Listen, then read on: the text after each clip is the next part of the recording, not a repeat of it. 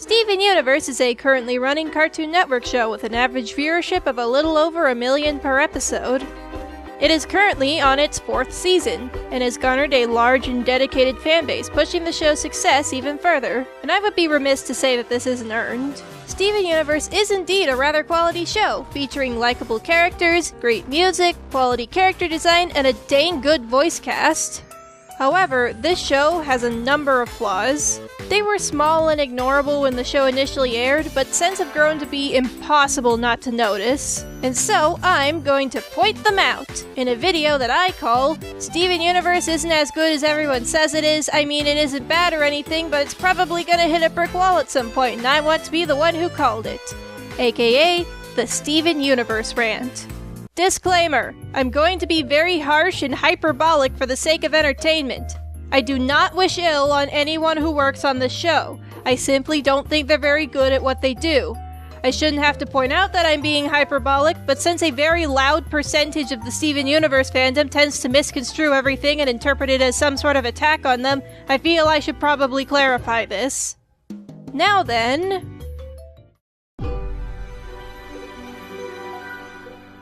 Okay, that was an exaggeration. The composition is not bad. Bad composition would be something like the 2016 Berserk. Impossible to read, confusing, and overall unappealing. Steven Universe isn't this bad. I can tell what's going on just fine. It's perfectly functional, but there is a fundamental difference between being functional and being good, and Steven Universe composition is not by any stretch good. A truly great storyboard artist would know how to frame a shot in such a way that it's not only readable, but conveys a feeling.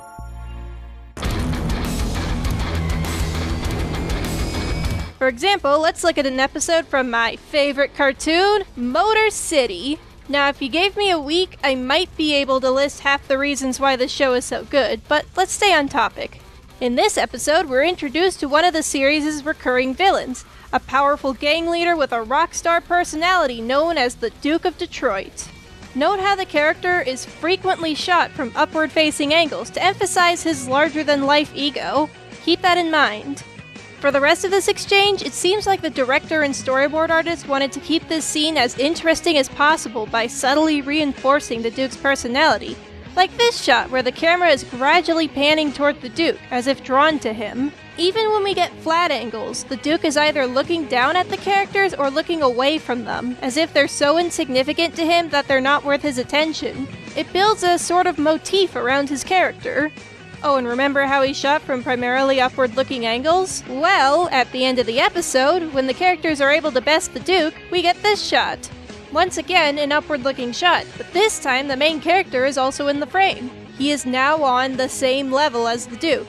And indeed, right after this shot, the Duke declares that the main characters have proven they're worthy of his respect. Throughout this initial exchange, we get a number of interesting ways to show the characters talking to each other. Matter of fact, the only reverse shot we get is used to convey a joke, where every time the camera cuts back to the Duke, he's in a different supermodel pose. That's some mighty fine composition, if I do say so myself. Now that you know what great composition looks like, I bet that when you go back to Steven Universe, you'll realize just how dull this composition truly is. Nearly all of it is either completely flat angles or shot reverse shot. Shot reverse shot. Shot reverse shot. Shot reverse shot. Shot reverse shot. Shot reverse shot. Shot reverse shot. Like, so much shot reverse shot. Shot reverse shot. Shot reverse shot. Shot reverse shot. Shot reverse shot. Shot reverse shot. Shot reverse shot. Like, so much shot reverse shot. Shot reverse shot. Shot reverse shot. Shot reverse shot. Shot reverse shot. Shot reverse shot. Shot reverse shot. Like so. Shot reverse shot. Shot reverse shot. Shot reverse shot. Shot reverse shot. Shot reverse shot. Shot reverse shot. Shot reverse shot. Shot reverse shot. Shot reverse shot. Shot reverse shot. Shot reverse shot. Shot reverse shot.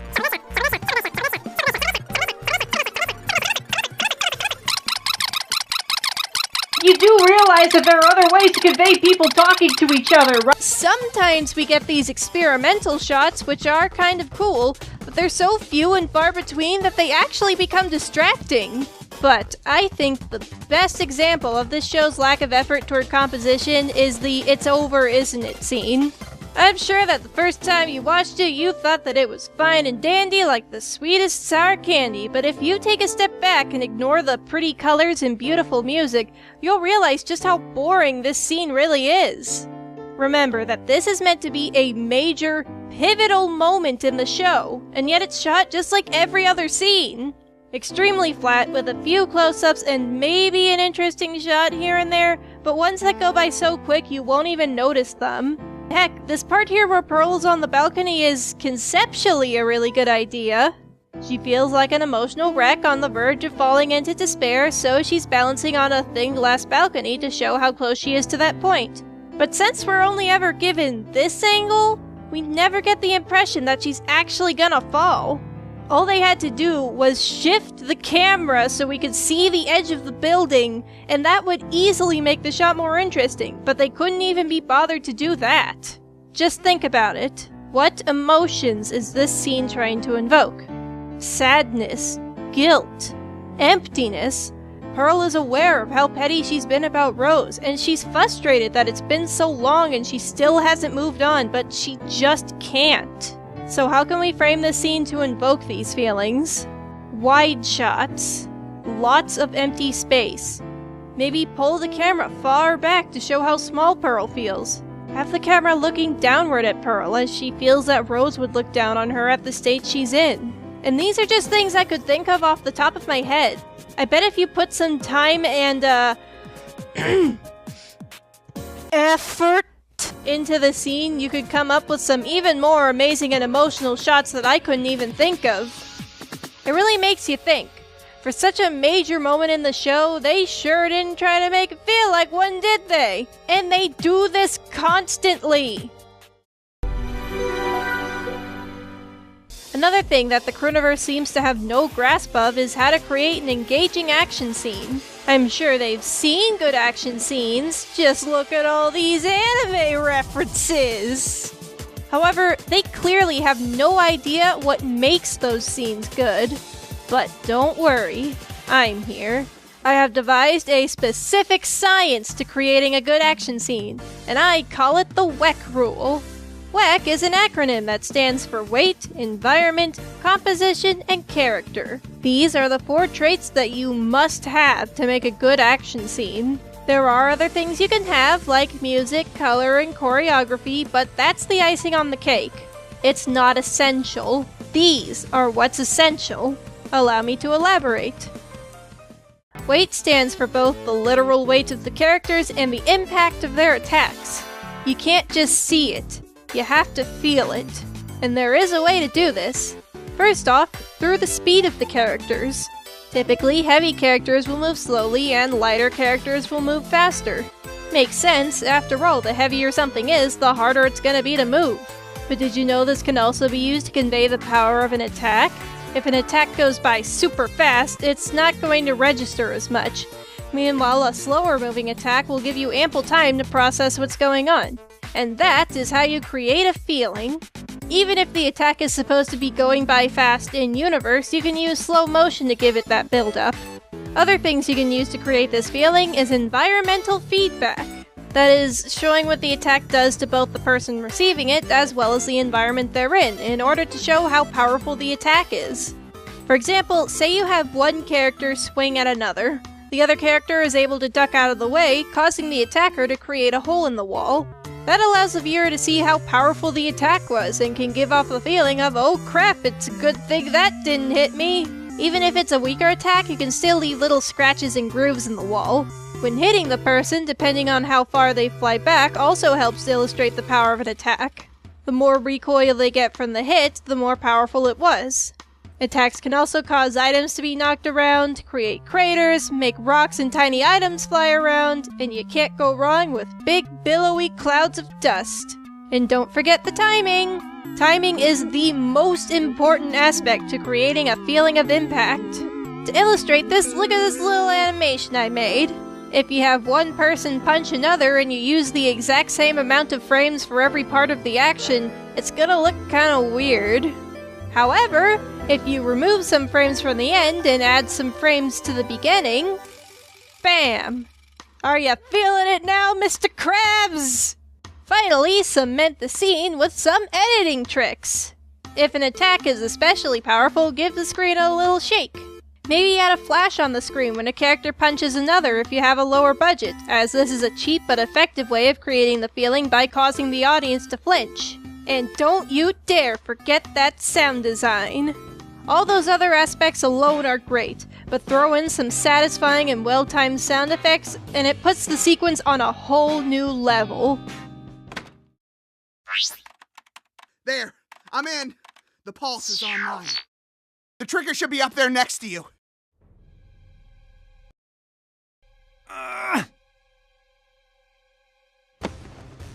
Whoa! Woo! There, I'm in. The pulse is online. The trigger should be up there next to you.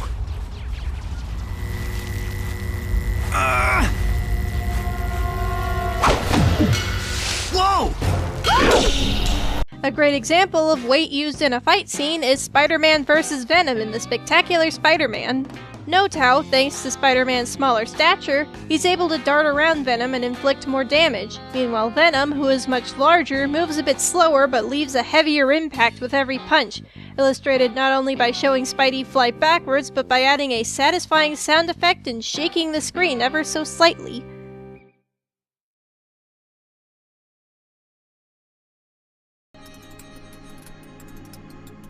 Next up is environment.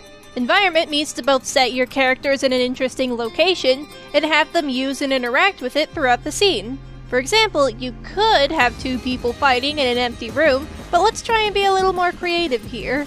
Let's put the scene in, say, a grocery store. What can these characters do to each other while in a grocery store? They can throw food and other objects at each other, spill milk or juice on the floor to slip them up, maybe chase each other with shopping carts. There could be pedestrians that they have to deal with, either by holding hostage or trying to keep them out of the way, and that's just a few possibilities. And all of these make the scene immensely more entertaining than just punching each other in a room. And while you can have flat, non-interactive test of skill fights, those should be minimized to keep it from getting stale. And keep in mind that by interesting environment, I don't mean that you have to keep constantly blowing the audience's mind with crazy new and fantastical areas. You just need to put the characters in a non-linear environment with multiple things to interact with. A great example of environmental action scenes is, heck, pretty much all of the action scenes from the Dick Figures movie. You have the opening fight scene in a playground, bashing jungle gyms and climbing up slides, the harbor scene where they run from boat to boat using whatever equipment they come across to get away from the demon ninjas, or the chase scene in Paris where they're constantly weaving around traffic trying to avoid cops. Then there's composition, which I already talked about, so just keep in mind that visual clarity is very, very important in fight scenes. And finally, character. The need to understand the characters in the fight and who they are as people. When devising an action scene, you must always make sure to have the following questions in mind. What are these characters' skills? What are their personalities? And what is their goal in this scene? A good action scene will answer these questions without words. To elaborate, skills means both their superpowers and just their regular physical skills. For example, if you have a character that knows how to fly, then they're probably going to want to try to fly in a chase scene. And if you don't want him flying during your action scene, then you have to make sure that you give a reason as to why he can't. Otherwise, the audience will keep asking themselves, hey, why isn't he flying? What are their personalities is very important because it'll dictate how they act during the scene. If they're particularly hot-headed, then they might want to drop what they're doing and just fight whoever's after them. If they're super cowardly, then they're probably gonna want to run and hide or try to reason with the guy, basically just do whatever it takes to not have to fight. And you gotta keep these consistent too. For example, if the cowardly person decides to just drop everything and fight what's chasing them, well, that won't make a lot of sense to the audience, so you gotta give a motivation for it. And finally, what is their goal in this scene? Whether their goal is to obtain an item, to defeat the attacker, or to run away from someone chasing them, they are always going to be pursuing this goal during the scene. So again, if the character just stops doing whatever it takes to achieve the goal, well, the audience ain't gonna like that. So for example, if someone's chasing them and they're trying to get away, but then all of a sudden they stop and they see a coffee shop and they're like, oh man, I could really use a coffee, and then they go and they get one. I mean, if this is supposed to be like a kitschy comedy, then that's one thing, but if you want people to take the scene seriously, then it's gonna really ruin the tension by seeing them just stop what they're doing to have this funny joke. You'd be surprised how many movies do this. A good example of a character-driven action scene is this chase scene from Ratatouille. What are these characters' skills? Skinner doesn't have many outstanding skills.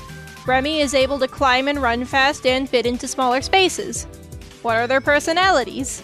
Skinner is somewhat crazy and determined to no end, using whatever means necessary to achieve his goal regardless of how ethical or legal they are.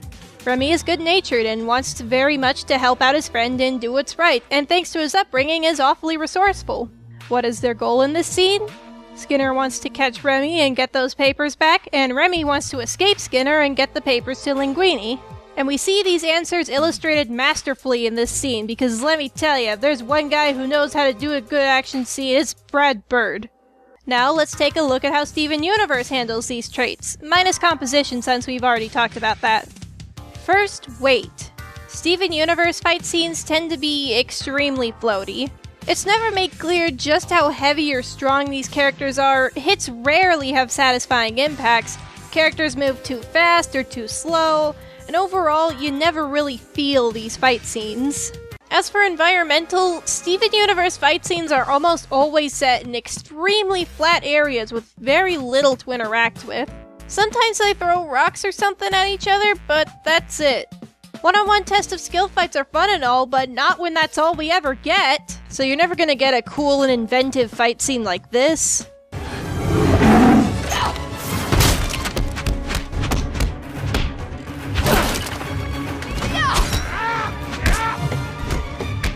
Or this.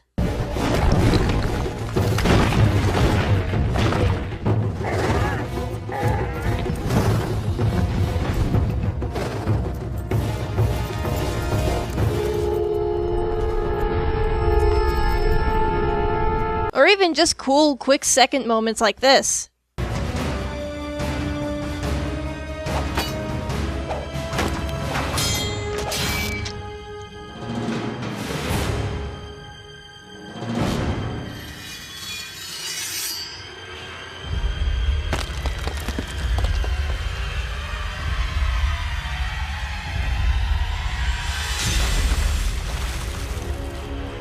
Just different places for people to punch each other in. Oh look, now they're punching each other in a green room. Oh, now they're punching each other in a blue room. Oh, now they're punching each other in a canyon. Wow. Are you starting to get what I'm saying here? I mean, you know you're fucked when even my mortal nemesis troll hunters did a better job at this. And character. In terms of character, Steven Universe gets it half right. Their personalities, goals, and motivations I'll check out. However, one thing the show constantly screws up is keeping track of the characters' abilities, strengths, and skills. Writers will constantly forget certain moves that the characters have set up, and this leads to numerous plot holes. The most famous example of this was the arc where Peridot was on the loose and the gems were trying to capture her. There's this one shot where Peridot's flying away, and during this scene I couldn't help but think, hey Pearl, you know how you shot lasers out of your staff that one episode? You want to try that? Hey Garnet, you know how you were able to shoot out your gauntlets like rockets in that one episode and in that official app game? Want to try that? Hey Amethyst, you know how you frequently integrate shape-shifting into both combat and everyday activities? How about you turn into a bird, fly above Peridot, and then turn into a bear and pile drive her into the ground? But it gets worse. Like, why can't Pearl summon her Hollow Pearls for use in combat? I'm gonna talk more about this later, but the lack of consistency in terms of characters' abilities turns boring fights into frustrating ones. But even then, at least some fights are fun through virtue of the characters. But one thing that Steven Universe screws up actively and regularly with no redeeming values is...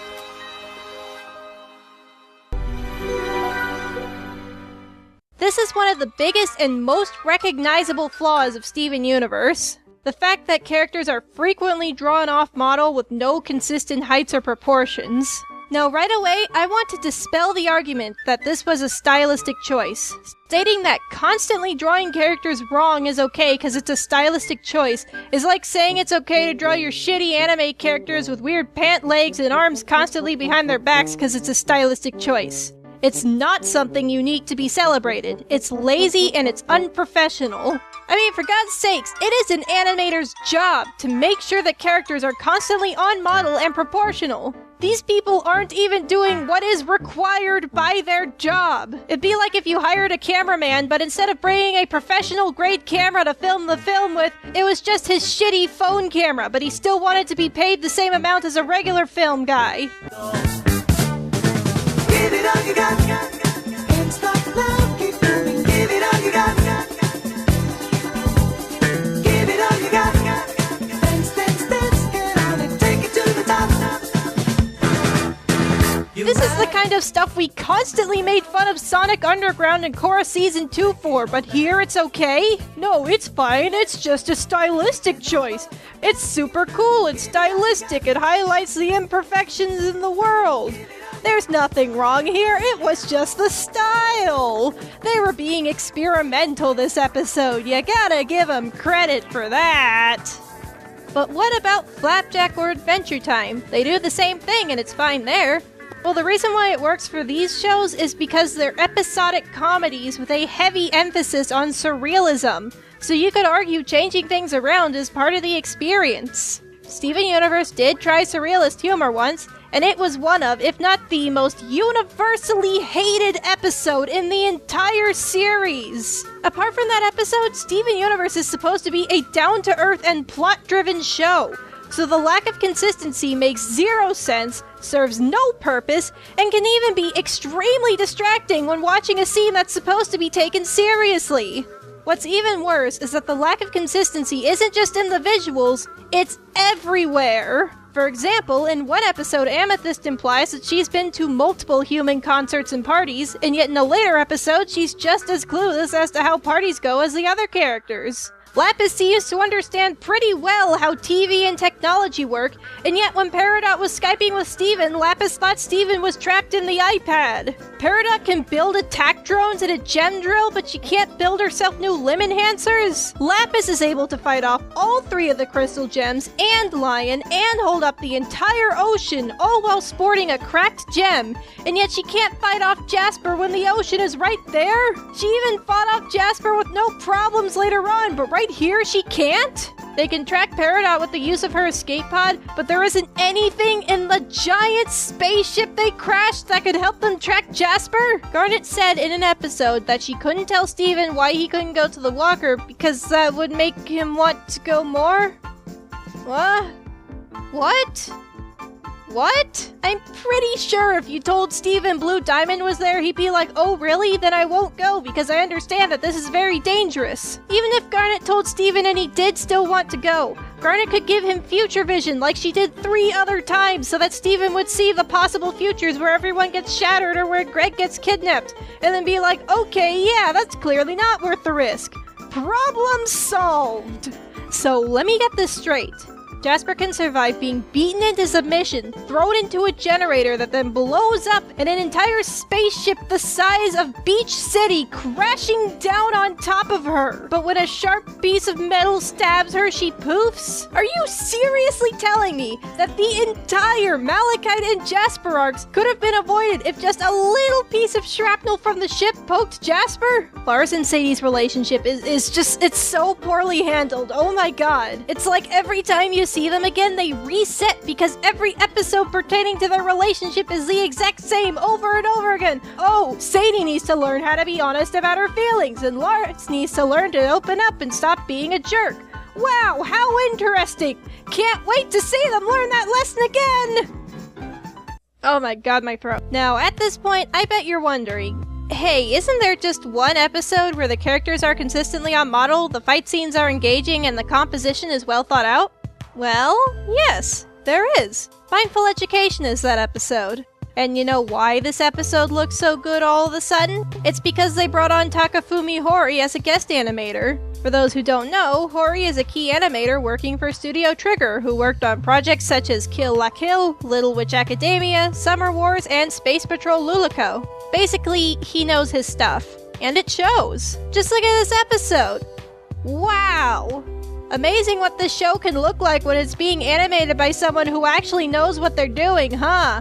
And you know, I think I know the source of a lot of these problems too. And that problem is... Steven Universe wants really badly to have a story, but it's paced like an episodic comedy and plays out like one most of the time until suddenly a story element will ungracefully ram its way into the episode like the Kool-Aid Man. And that's one of the biggest issues here. A lot of these character inconsistencies I mentioned spawned from the writers wanting to make jokes without caring what they actually mean in the context of the characters, or in the context of what they've set up. This causes a lot of the characters to come across as really messed up. There's the famous We Kept Amethyst for one thing, but then there's also Sadie essentially trapping Lars and Steven on a deserted island just so she could spend some time with Lars, and Ronaldo constantly displaying near homicidal behavior. This isn't an over-the-top comedy like It's Always Sunny in Philadelphia. The show wants us to take these characters seriously and see them as people, but when you do that, they come off as extremely unsettling, to say the least. It's clear that most of the people working on the show are way more experienced at comedies and enjoy making those the most, but they also wanted to tell a story and have a bit of action. And if they wanted to, they could have had a fun action comedy along the same vein as Teen Titans or Motor City, with typically episodic and exaggerated adventures punctuated by overarching elements. However, instead they wanted episodes to play out super chill with mostly jokes, as well as have moments of extreme drama and angst. And that creates a sense of tonal dissonance the likes of which I have never seen before. It reminds me of when I'm writing a comic, and as I'm developing the story, I think up multiple key scenes and jokes that I want to make. The writers of the show probably do the same thing. However, instead of framing those jokes and scenes around the story, and maybe even removing ones that don't fit, they instead frame the story around the jokes and scenes, leaving a string of inconsistencies in their wake. So how should they fix this? Make the show script-driven. Instead of having a large team of storyboarders who all throw in their ideas regardless of if they work with each other or not, have a small team of writers who all have a unified idea of who the characters are as people and how the story should play out and what the overall tone should be. Oh, and also, they really need to get rid of...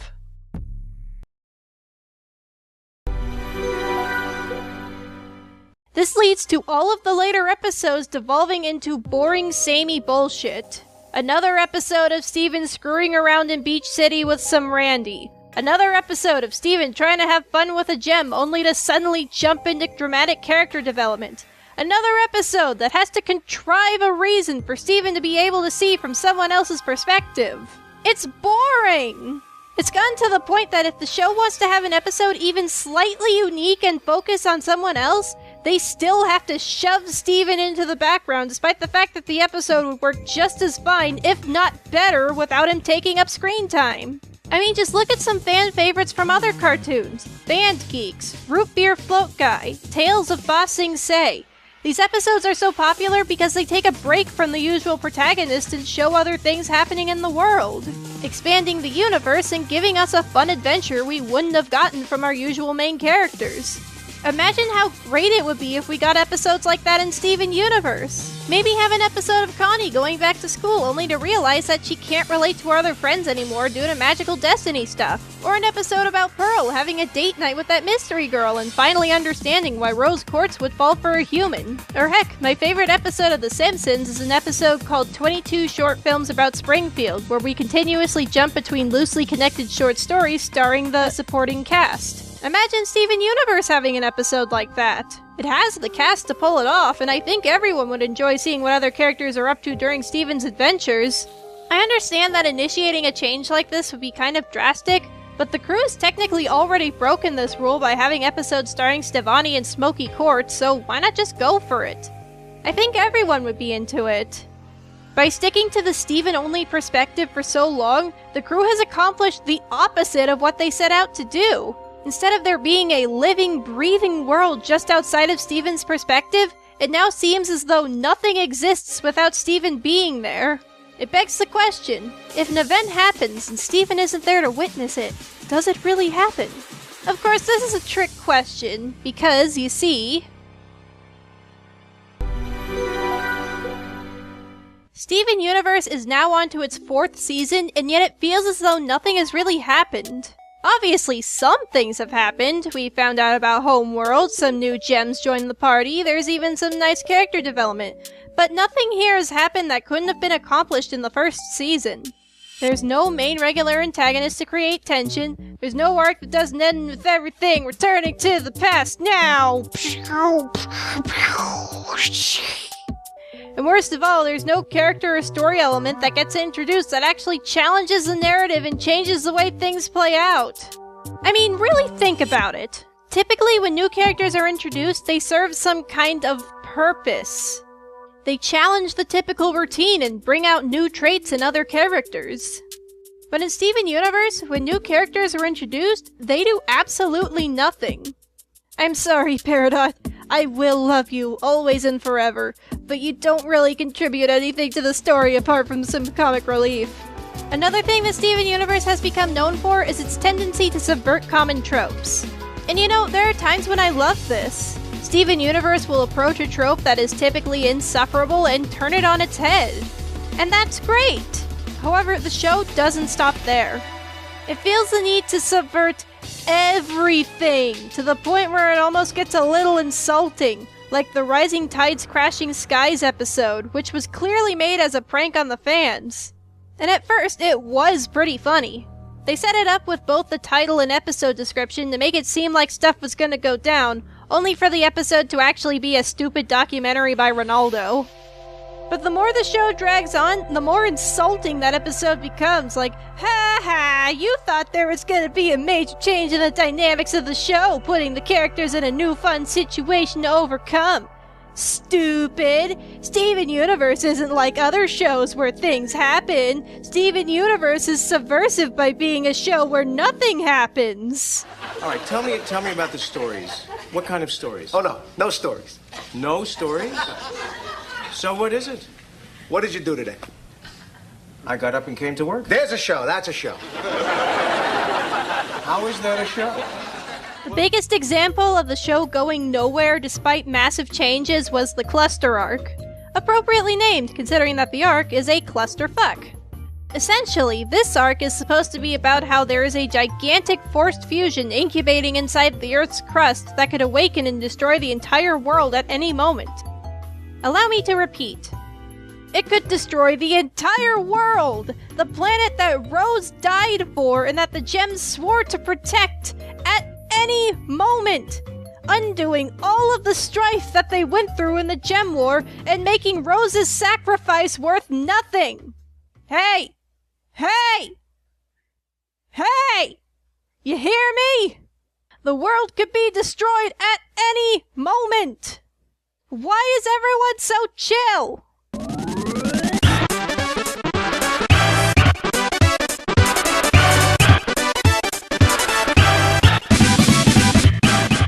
Everyone could die at any moment, and yet the gems decide to, just take it easy, be chill and friendly. Heck, Peridot addresses this, and Steve is just like, hey man, you need to chill out. Shouldn't this arc be tense and challenging?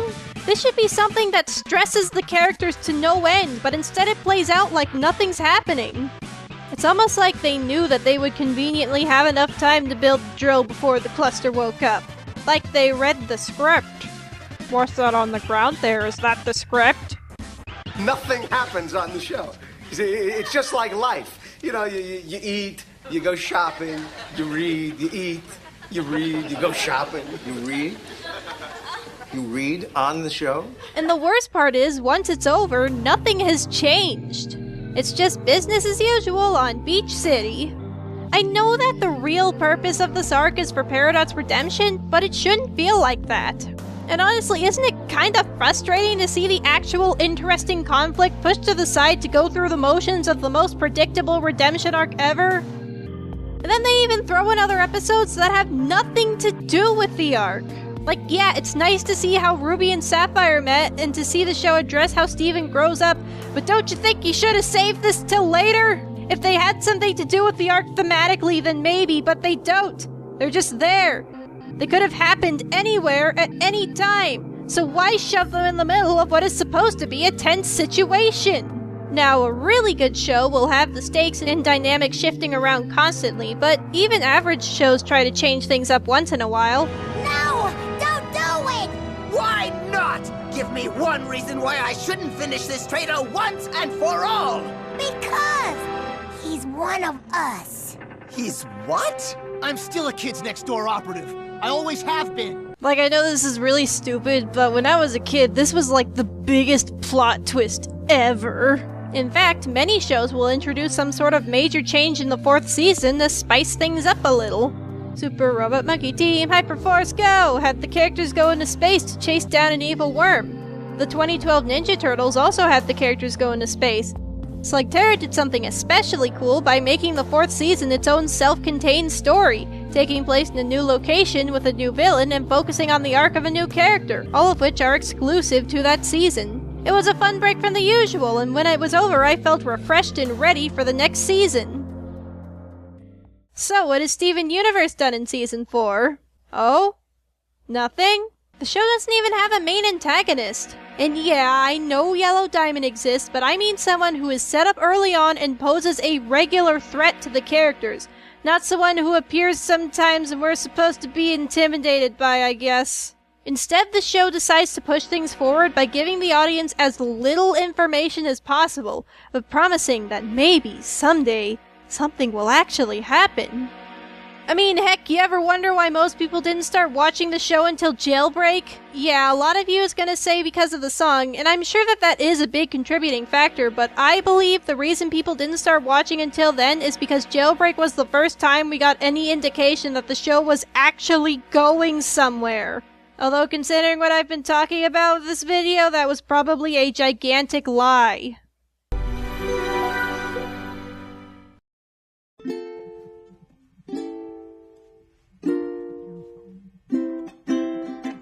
I'm sure after watching this whole video, y'all are probably thinking, wow, Robo really hates this show. But that couldn't be any further from the truth. I love this show.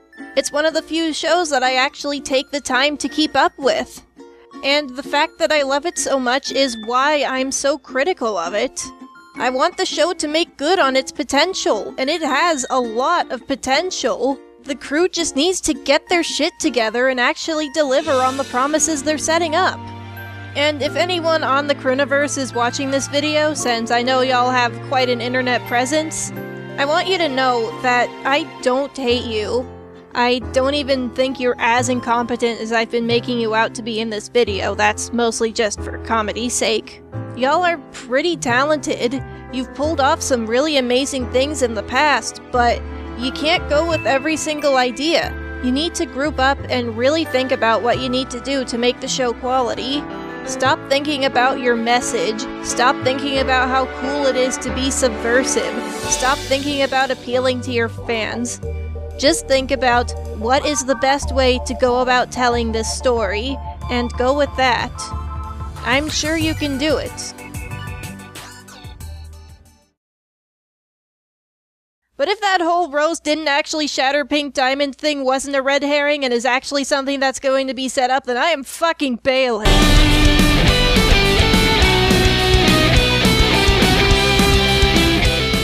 Oh my god, I actually finished it!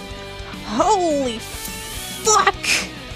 I'm going to die soon, so before I transcend this mortal coil, allow me to give a big, special, amazing god-tier thank you to the Millen Tuner, who did some last-minute audio editing for me when I lost a bunch of footage and I thought I was gonna lose everything, but then he was like, yo, I'll help you out, cause he's a super cool guy. He has a lot of videos on Thomas the Train, and he just finished this special that he'd been working on, like, since I met him. So, you know, if you're into that stuff, I definitely recommend checking him out. Anyway, this video was voted on by my patrons! If you would like the ability to vote for future videos, then go on that Patreon page, please.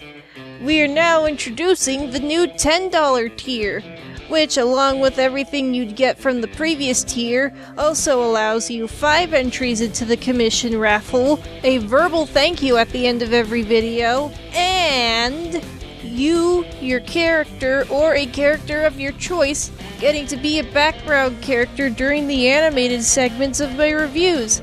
Because I usually have animated segments, but I didn't this time, so that this video wouldn't kill me squared.